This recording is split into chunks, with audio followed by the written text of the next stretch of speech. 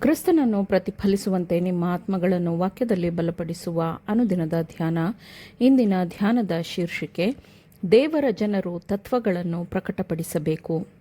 ಈ ದಿನದ ದೇವರ ವಾಕ್ಯ, ನೀನು ನನ್ನನ್ನು ಲೋಕಕ್ಕೆ ಕಳುಹಿಸಿಕೊಟ್ಟಂತೆ ನಾನೂ ಇವರನ್ನು ಲೋಕಕ್ಕೆ ಕಳುಹಿಸಿಕೊಟ್ಟೆನು. ಯೋಹಾನ 17ನೇ ಅಧ್ಯಾಯ 16ನೇ ವಚನ. ತನ್ನ ರಾಜ್ಯದ ತತ್ವಗಳನ್ನು ತನ್ನ ಜನರ ಮೂಲಕ ಲೋಕಕ್ಕೆ ಪ್ರಕಟಪಡಿಸುವುದು ದೇವರ ಉದ್ದೇಶವಾಗಿದೆ. ಅವರು ತಮ್ಮ ಜೀವನ ಮತ್ತು ಗುಣಸ್ವಭಾವದ ಮೂಲಕ ಈ ತತ್ವಗಳನ್ನು ಪ್ರಕಟಪಡಿಸಬೇಕಾದ ಕಾರಣ ಲೋಕದ ಪದ್ಧತಿಗಳು, ಅಭ್ಯಾಸಗಳು ಮತ್ತು ಲೌಕಿಕ ಆಚರಣೆಗಳಿಂದ ಅವರನ್ನು ದೂರ ಮಾಡಲು ದೇವರು ಬಯಸುತ್ತಾನೆ.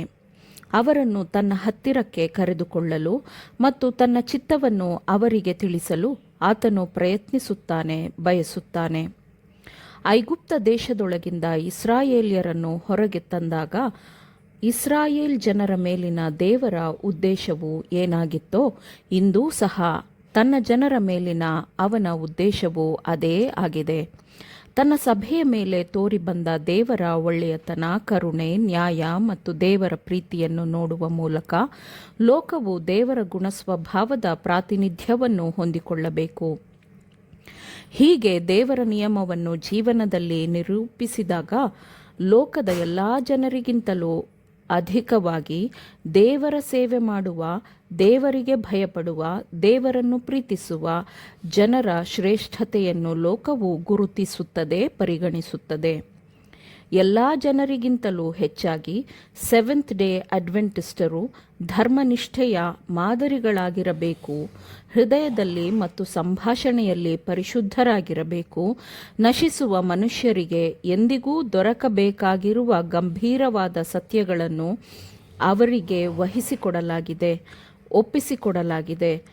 ಕೃಪೆ, ಶಕ್ತಿ ಮತ್ತು ದಕ್ಷತೆಯ ಪ್ರತಿಯೊಂದು ಉಡುಗೊರೆಯನ್ನು ಉದಾರವಾಗಿ ಅವರಿಗೆ ನೀಡಲಾಗಿದೆ. ಕ್ರಿಸ್ತನ ಶೀಘ್ರ ಬರುವಿಕೆಯನ್ನು ಅವರು ಆಕಾಶದ ಮೇಘಗಳಲ್ಲಿ ಎದುರು ನೋಡುತ್ತಾರೆ ಮತ್ತು ನಂಬಿಕೆಯು ತಮ್ಮ ಜೀವನದಲ್ಲಿ ಪ್ರಬಲವಾದ ಶಕ್ತಿಯಲ್ಲ ಎಂಬ ಅಭಿಪ್ರಾಯವನ್ನು ಅವರು ಲೋಕಕ್ಕೆ ನೀಡುವುದು ದೇವರಿಗೆ ಅವಮಾನಪಡಿಸಿದಂತೆಯೇ ಎಂದು ಅವರು ಭಾವಿಸುತ್ತಾರೆ. ಸೈತಾನನ ಶೋಧನೆಗಳಿಂದ ಹೆಚ್ಚುತ್ತಿರುವ ದುಷ್ಟಶಕ್ತಿಯಿಂದಾಗಿ ನಾವು ವಾಸಿಸುತ್ತಿರುವ ಈ ಕಾಲಘಟ್ಟವು ದೇವರ ಮಕ್ಕಳಿಗೆ ಅಪಾಯಕಾರಿಯಾಗಿದೆ ಮತ್ತು ನಾವು ನಿರಂತರವಾಗಿ ಶ್ರೇಷ್ಠ ಬೋಧಕನಿಂದ ಕಲಿಯಬೇಕಿದೆ.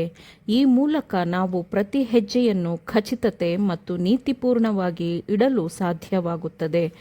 ಅದ್ಭುತವಾದ ದೃಶ್ಯಗಳು ನಮ್ಮ ಮುಂದೆ ತೆರೆದುಕೊಳ್ಳುತ್ತಿದೆ ಮತ್ತು ಈ ಸಮಯದಲ್ಲಿ ದೇವರ ಮಕ್ಕಳೆಂದು ಹೇಳಿಕೊಳ್ಳುವವರ ಜೀವನದ ಮೂಲಕ ಜೀವವುಳ್ಳ ಸಾಕ್ಷಿಯು ಹೊರಡಬೇಕಿದೆ, ತೋರಿಬರಬೇಕಿದೆ.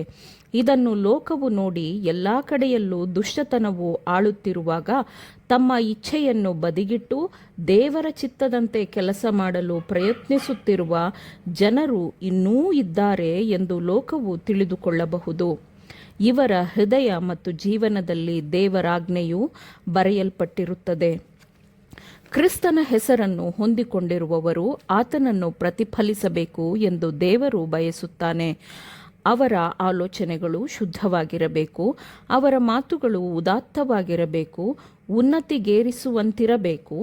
ಅವರು ಮಾಡುವ ಮತ್ತು ಅವರು ಮಾತನಾಡುವ ಪ್ರತಿಯೊಂದರಲ್ಲೂ ಕ್ರಿಸ್ತನ ಧರ್ಮವು ಬೆಸೆದುಕೊಂಡಿರಬೇಕು. ಅವರು ತಮ್ಮ ಸಂಪರ್ಕಕ್ಕೆ ಬರುವ ಎಲ್ಲರಿಗೂ ಬೆಳಕನ್ನು ಪಸರಿಸುವಂತಹ ಶುದ್ಧ ಜನರೂ ಪವಿತ್ರರೂ ಆಗಿರಬೇಕು.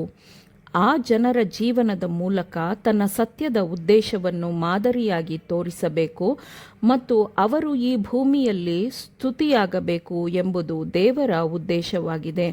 ಇದನ್ನು ಸಾಧಿಸಲು ದೇವರ ಕೃಪೆಯು ಸಾಕು. ಆದರೆ ದೇವರ ಜನರು ಸುವಾರ್ತೆಯ ತತ್ವಗಳನ್ನು ನಂಬಿ ಅವುಗಳನ್ನು ಪಾಲಿಸಿದರೆ ಮಾತ್ರ ಅವರು ದೇವರ ಉದ್ದೇಶವನ್ನು ನೆರವೇರಿಸಬಹುದು ಎಂಬುದನ್ನು ಅವರು ನೆನಪಿನಲ್ಲಿಟ್ಟುಕೊಳ್ಳಲಿ.